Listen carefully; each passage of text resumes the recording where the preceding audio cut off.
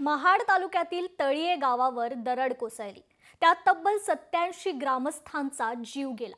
या दुर्घटनेला 4 वर्ष होत आली, मात्र या गावाच्या पुनर्वसनाचं काम अद्याप अपूर्णच आहे। दरडींची टांगती तलवार डोक्यावर घेऊन इथले ग्रामस्थ जगतायत। इथल्या ग्रामस्थांच्या व्यथा दाखवणारा हा ग्राउंड रिपोर्ट पाहूया।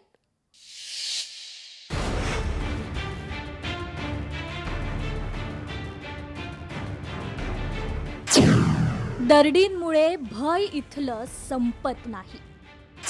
4 वर्षांनंतरही पुनर्वसन अर्धवटच। तळीये ग्रामस्थ भीतीच्या सावटात। 22 जुलै 2021 रोजी महाडच्या तळीयेत दरड कोसळली।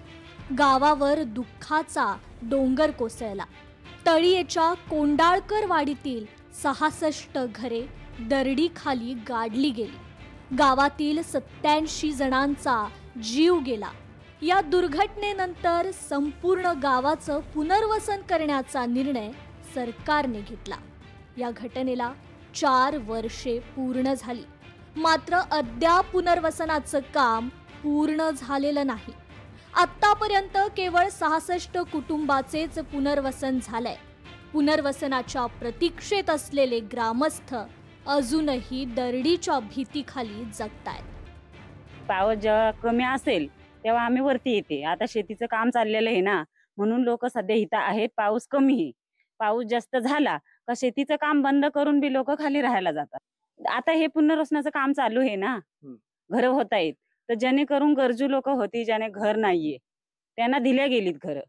आता काम चालू जे आहे या संदर्भामध्ये ती जे बनणारे आहेत ते आम्हाला भेटणार आहेत। तळीयेच्या पुनर्वसनाचं घोंगडं आजही भिजत पडलंय। वर्षानुवर्षे डोंगर दऱ्यांमध्ये खेळणाऱ्या या ग्रामस्थांमध्ये दरडीची भीती कायम घर करून राहिलीय।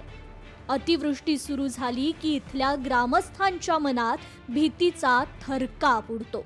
सरकारी यंत्रणा स्थलांतर करायला सांगते, पण जायचं कुठं असा प्रश्न या ग्रामस्थांसमोर आहे। काही दरडग्रस्त कुटुंबांनी 2 वर्षे कंटेनरमध्ये काढली। सध्या 271 पैकी केवळ 110 घरांची कामं पूर्ण झाली आहेत। 66 कुटुंबांना घरांचा ताबा दिलाय, परंतु सुविधांचा अभाव असल्याने अनेक कुटुंब तिथं राहतच नाहीयेत। ही चिल्ली पिल्ली घेऊन कुठं राहायचं, मग रात्रभर जागा राहायचं। त्यांना घ्यायची काकुटीस, वरनं कोसळतंय का काय, हे जातंय का काय, पण रात्र रात्र जागी काढायची। ह्याच्यापेक्षा काय करणार आम्ही? कोण मंत्री लक्ष टाकीना, कोण आमदार लक्ष टाकीना, कोण खासदार लक्ष टाकीना।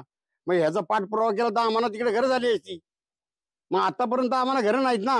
जे पुनर्वसन चालू आहे त्या ठिकाणी आमची जी घरं आहेत ती पूर्णच झालेली नाहीत। काही कोणत्या घरांचं अजून स्ट्रक्चर उभं नाही, काय नाही, त्यामुळे आम्ही जाऊन राहणार कुठे? त्याच्यामुळे आम्हाला जास्त पाऊस झाला तर शेवटी आम्ही नातेवाईक आमचा कुठं महाड बिरवाड या ठिकाणी तर त्या ठिकाणी आम्ही शिफ्ट होतो रात्रीची मुलं बाळं घेऊन।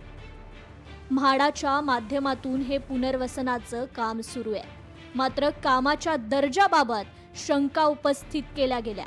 आता कामाच्या वेगाबाबत नाराजी व्यक्त केली गेली आहे। 110 घरं तयार असताना जो ठेकेदार आहे अग्रवाल म्हणून, तो अग्रवाल ठेकेदार इथं साईटवरती फक्त 2 वेळा येऊन गेला।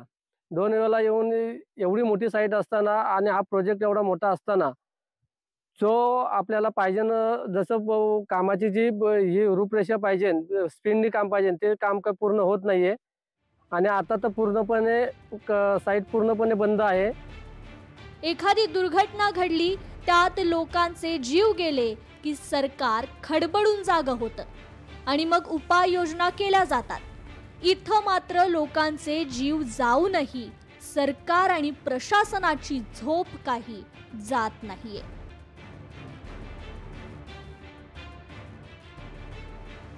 सरकारने जो आश्वासन दिला होता त्या आश्वासनांची पूर्तता झालेली नाहीये। पुनर्वसनासाठी आवश्यक असणारी घरं ही पूर्ण झालेली नाहीत आणि त्यामुळेच जीव मुठीत धरून आजही धोका असतानाही तळीयेतील काही वाड्यातील ग्रामस्थ त्याच कडेकपाऱ्यामध्ये वास्तव्य करून असल्याचं पाहायला मिळतंय।